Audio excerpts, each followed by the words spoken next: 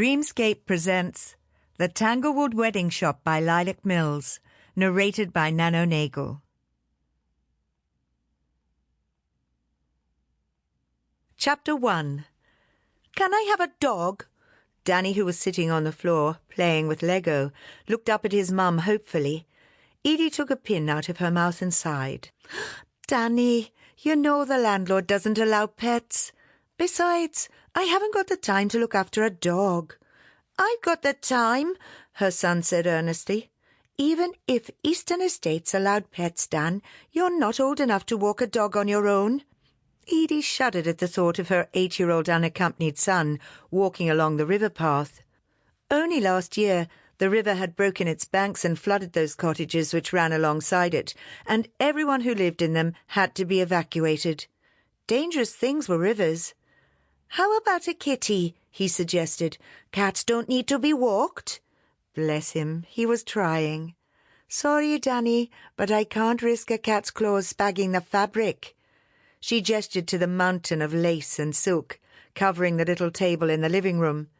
At any given time, Edie was working on at least 3 expensive wedding or bridesmaid dresses. You could keep them in your room and keep the door shut. I'll make sure the cat doesn't even go in there. Cats get everywhere, Dan. You can't stop them.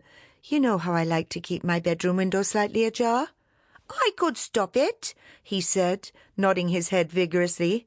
Mary would be a house cat and never go outside, so you could open your window and she'd never be able to crawl in.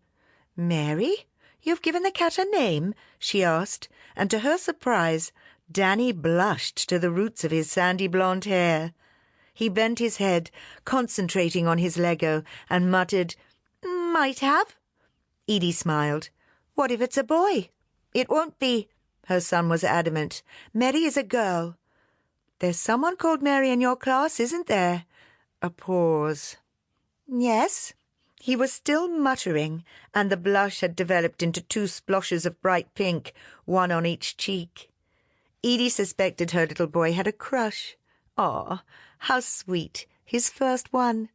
She slipped an incredibly sharp fine pin into the white silk, following a faint line of tailor's chalk, unprepared for the sudden rush of wistfulness that hit her. Her son was growing up far too fast. He wouldn't be a child for much longer, and then where would she be?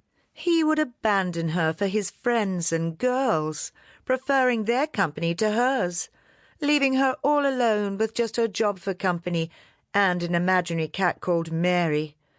If we were allowed to have a dog, would you have... Sample complete.